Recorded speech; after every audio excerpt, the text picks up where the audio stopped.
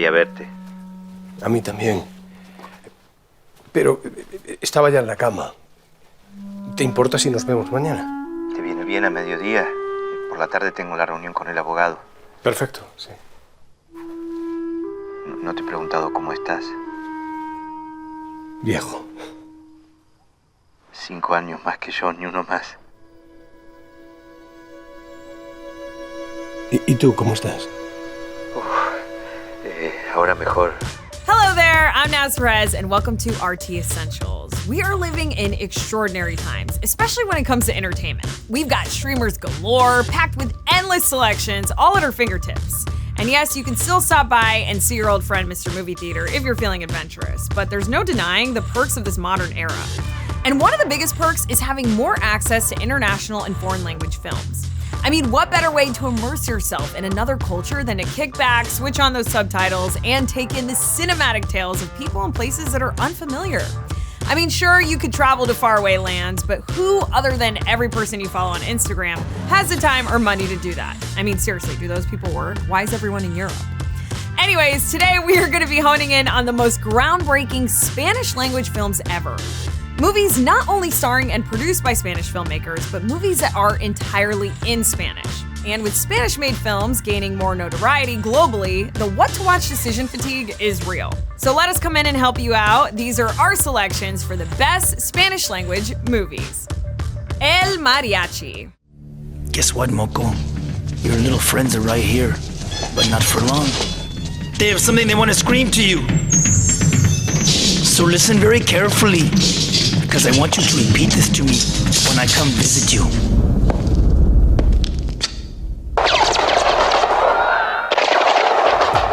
El Mariachi, released in 1993, was legendary filmmaker Robert Rodriguez's directorial debut. It featured a predominantly amateur cast and was filmed in various locations around the city of Acuña, located in the Mexican state of Coahuila. Now, it's the story of a traveling guitar player with a modest desire to play music for a living, but when he stops at a bar in a tiny town, his simple life is interrupted by local hitmen, who mistake him for an enemy assassin. Now, you're probably more familiar with the sequel films in Rodriguez's Mexico trilogy, Desperado and Once Upon a Time in Mexico, and that's because they featured an A-list cast and had a hefty budget to work with. But El Mariachi, the one that started it all, was made on a shoestring budget of just over $7,000. Entonces, you must be the mariachi who came into my town, killed my men, and ran off with my virgin!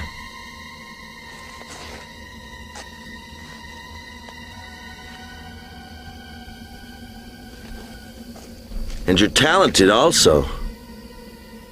I hear you're real good at playing your guitarita!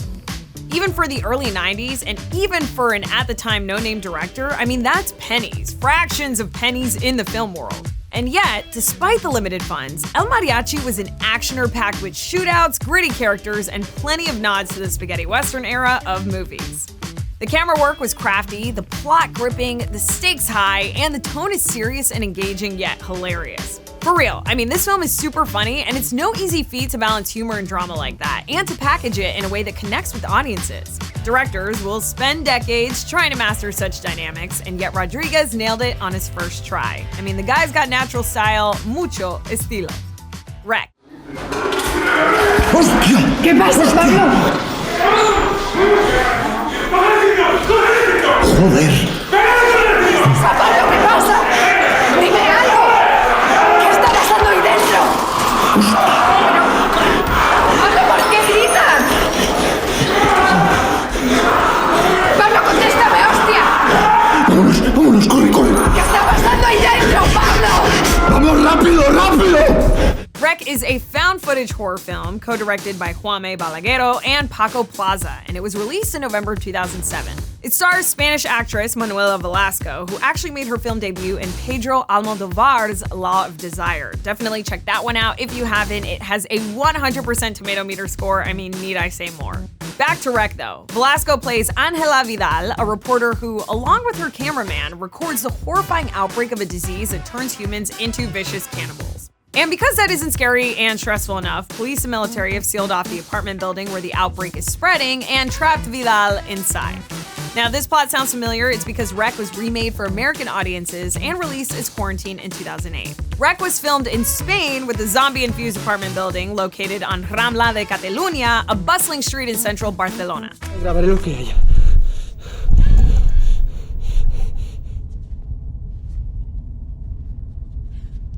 Pablo, por favor, baja la cámara de ahí. Se oyen cosas muy raras, hostia.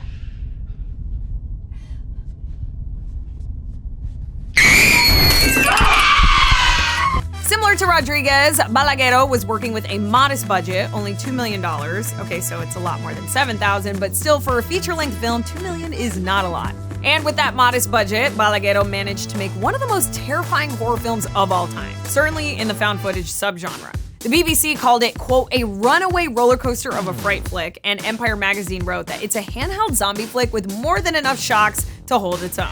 REC also spawned a successful film series, which includes 3 sequels, the latest of which, REC 4 Apocalypse, was released in 2014. Velasco's performance won her a Goya Award for Best New Actress, and for those unfamiliar with the Goya Awards, they're essentially the Oscars of Spain, so this is a huge accomplishment, but still, it doesn't make up for the fact that you trapped her in an apartment building filled with flesh-eating zombies.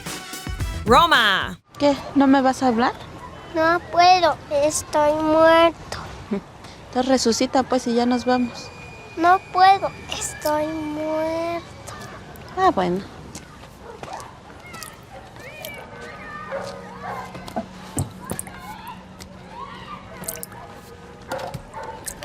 ¿Qué haces? ¿Qué haces? ¿Qué haces? Ya dime. No puedo, estoy muerta. Roma is set in Mexico City in the 1970s and follows live-in housekeeper Cleo, one of the 2 domestic workers who help Antonio and Sofia, an upper-middle-class couple, take care of their 4 children. Now, complications soon arise when Antonio runs away with his mistress and Cleo finds out that she's pregnant. Not cool, Antonio. Sofia decides to take a vacation with the kids and invites Cleo along for a much-needed getaway to clear her mind and bond with the family. And the film gets its name for being set in the Colonia Roma neighborhood, which is where writer-director Alfonso Cuarón grew up. In fact, Cuarón has admitted that Roma was as autobiographical as it can be, adding that 90% comes out of his memory and they actually shot in the places where the scenes took place. Plus, he gathered most of the original furniture in his home from different family members all around Mexico, and cast actors that looked as much as possible like the original people.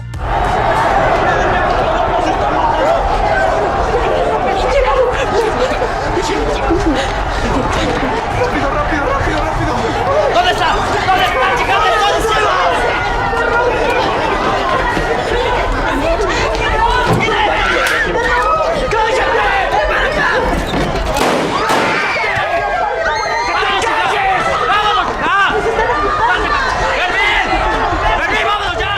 Now, Cuarón poured his heart and soul into this deeply personal feature, and it paid off because Roma was one of the most critically acclaimed films of the decade. The New Yorker wrote that, quote, it is the clarity of Cuarón's eye and the sea-like sway of his remembrance that compel you to trust the tale that he tells. And touching on the film's themes, the Washington Post wrote that Roma achieves the rare feat of making the personal authentically political, not through explicit polemic or tortured metaphors, but simply by observing life with enough perspective to reflect in it all its contradictions. Additionally, Roma was nominated for 10 Oscars at the 91st Academy Awards, winning for Best Director, Best Cinematography, and Best Foreign Language Film. This is the first Mexican entry to ever win Best Foreign Language Film. It's the first foreign language film to ever win Best Director, and it is the first film distributed primarily by a streaming service, Netflix, to be nominated for Best Picture. I mean, yeah, we get it. Roma is incredible, but we haven't even begun to grasp the gravity of Cuarón's work. Volver. Buenas noches. Yo quería agradeceros al equipo el trabajo que nos habéis dado estas semanas. Muchas gracias de todo corazón. Yo hace mucho tiempo que no canto, mucho. Pero hoy me voy a animar, a ver qué sale. The 2006 dramedy Volver, which features an ensemble cast that includes Penelope Cruz, Carmen Mora, and Lola Dueñas. Cruz plays Raimunda, a mother working and living in Madrid with her despicable husband Paco and her daughter Paula. Her sister lives nearby, and they both miss their mother Irene, who tragically died in a house fire several years prior. But there's more to this story than you might think, like a murder in self-defense, which results in a body being stowed away in a restaurant freezer, a ghost who hides out in the trunk of a car and poses as a Russian immigrant, and, well, incest. I mean, don't look at me, I didn't write the movie. Almodóvar wrote it, and interestingly enough, took the plot from a novel featured in one of his earlier films, The Flower of My Secret. Pena, los incendios. Así morir a tus abuelos, hija mía. ¿Yo? ¿A qué he venido aquí? No sé, tía. ¿Hablar? ¿No? Ah, por algo de comer. Sí, miren el aparador. Estoy fatal de los remos. Mira los barquillos. Igualicos que lo de mamá, mujer. In which said novel is rejected by the main character's publisher for being too dark, but then gets stolen and turned into a film. I know it's confusing, but let me clarify. Volver is a film based on a novel in another film that gets turned into a film. I think I made it worse. It doesn't matter. What matters is that Volver has been hailed by critics as a, quote, visually stunning, clever, and entertaining film. Time Out wrote that Almodóvar is smart enough not to rest on laughs alone, and that he, quote, extends his premise to dark, though occasionally tidy psychological territory. RogerEbert.com gave it 4 stars and called it enchanting, gentle, and transgressive. The role of Raimunda also earned Cruz an Oscar nomination for Best Actress, the first Spanish woman to ever be nominated in that category. Pan's Labyrinth. Yo he tenido tantos nombres viejos, que solo pueden pronunciar el viento y los árboles. Yo soy el monte y el bosque y la tierra.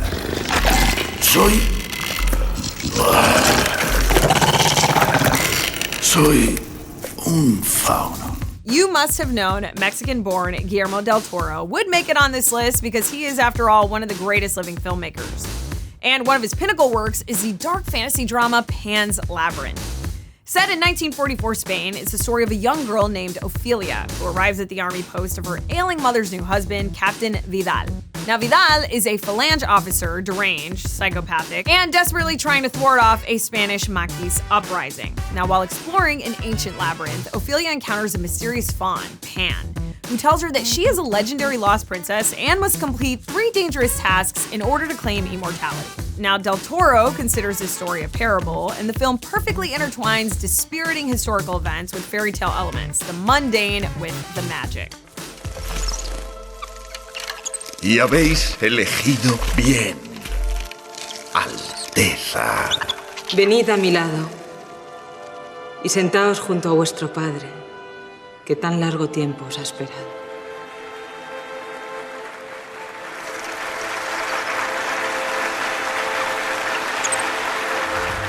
The film explores complex themes like morality, free will, and escapism, and many see it as a metaphor for war-related trauma. Now, on the technical front, you'd be hard-pressed to find a more visually impressive film.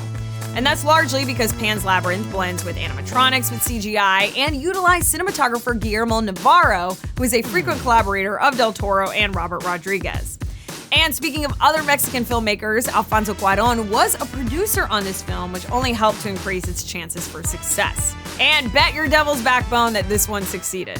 Pan's Labyrinth grossed $84 million, and it won numerous awards, including Oscars for Best Cinematography, Best Production Design, and Best Makeup and Hairstyling, and a Goya for Best New Actress, Ivana Baquero, who played Ophelia. The Orphanage.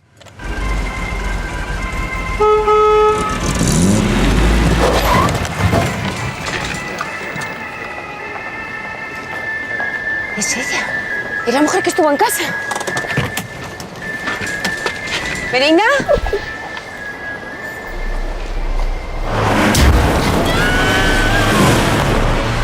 Barcelona-born director Juan Antonio Bayona made his feature-length debut with the 2007 gothic horror The Orphanage. The plot centers on Laura, played by Belén Reda, who fondly looks back on her childhood in an orphanage. So much so that she convinces her husband to buy the place and help her convert it into a home for sick children.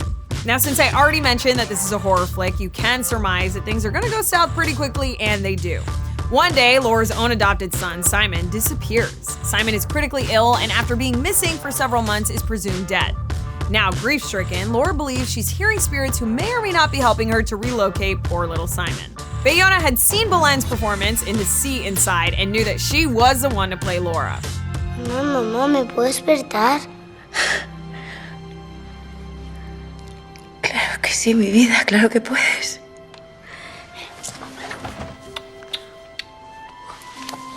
Mamá, encontré las monedas del mus. Ahora me falta pedir mi deseo. Deseo que te quedes a cuidar de todos nosotros. During interviews, Belén stated that Bayona insisted that she watched the film Close Encounters of the Third Kind, something that she didn't understand at the time. But after watching, everything clicked and she saw the way Richard Dreyfuss's character, Roy, changes throughout the film. He believes that what he's seen is the truth, despite everyone else thinking that he's crazy. And Belén's character, Laura, is faced with the same dilemma, psychological and emotional stress. Now, The Orphanage was a commercial success, earning almost $80 million on a budget of just $4 million. Though Bayona now knows all about commercial success, considering his film Jurassic World Fallen Kingdom is one of the top 20 grossing movies in history. But The Orphanage wasn't all about the dinero. It also won 7 Goya Awards and was critically praised for its direction, acting, and visual style. And your mother, too. ¡Iros a tomar por culo a la mierda! ¡Vete a la verga! ¡Gilipollas! Pensé que erais distintos, pero sois las mismas bestias. ¡Qué manifiesto, ni qué charolastras de mierda! Si ni siquiera respetáis vuestros propios mandamientos. Como todos los tíos, marcando territorio y dándoos de hostias cuando lo único que os gustaría sería follar el uno con el otro. ¡Eso es lo que os gustaría! ¿Qué más da si os habéis acostado con la novia del otro? ¿Qué más da, coño, con lo rápido que os corréis los dos? ¡Mierda! ¿Quién me manda, coño? Críate con críos y limpiabas pañales. Next up is the 2001 film Y tu mamá también, or in English, And Your Mom Too. Relax, it's not an insult, it's just a title. But you can take it up with Alfonso Cuarón and his brother Carlos because they're the ones who wrote it. Set in late 90s Mexico, the film follows Julio and Tenoch, two 17-year-old boys whose lives are ruled by raging hormones, intense friendships, and a headlong rush into adulthood. Now, over the course of a summer, the two best friends take a carefree cross-country road trip with a gorgeous woman in her late 20s, and also find connection with each other, themselves, and the world around them. Now, this was technically Cuarón's 4th film, but it represented his return to Mexico, having just made the American films A Little Princess and Great Expectations. For Y tu mamá también, Cuarón hoped to reconnect with his passion for cinema, stating that he, quote, wanted to make the film he was going to make before he went to film school, a film in Spanish, and a road movie involving a journey to the beach.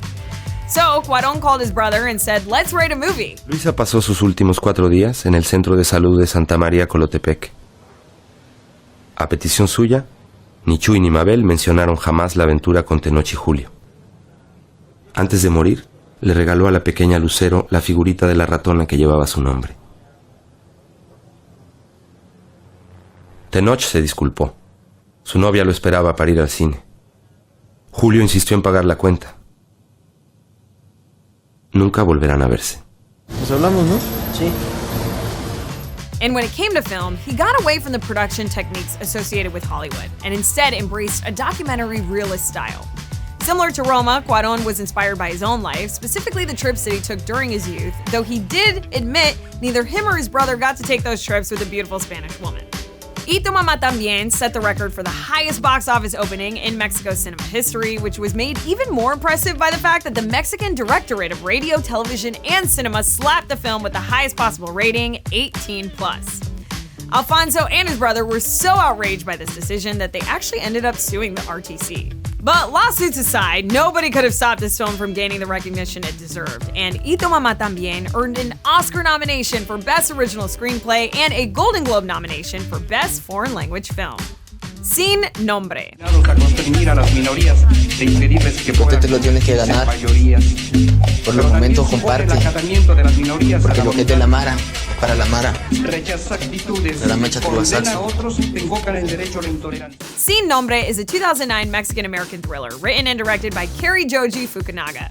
It follows Saida, a Honduran teen who longs for a better life. That opportunity presents itself when she's reunited with her estranged father, who intends to immigrate to Mexico and then enter the United States. Saira's life then collides with a pair of Mexican gang members who have boarded the same American-bound train. Sin Nombre was Fukunaga's feature-length debut, but it's similar to a short film that he had directed while attending NYU, entitled Victoria para Chino.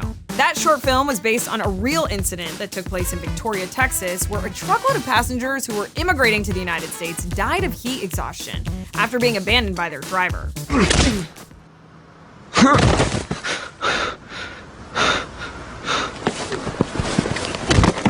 3 segundos de corte por casaquero. 1, 2, 3. Smiley, a usted también le toca corte por solapar al Casper. 3 segundos. 4. Fukunaga had read an article about this tragedy, which inspired him to make the short film, and that film's success put him on the map and gave him the boost that he needed to then make Sin Nombre, which translates to without a name.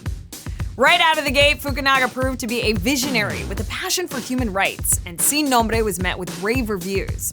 The Washington Post called it, quote, pure filmmaking and a great story told in beautiful images.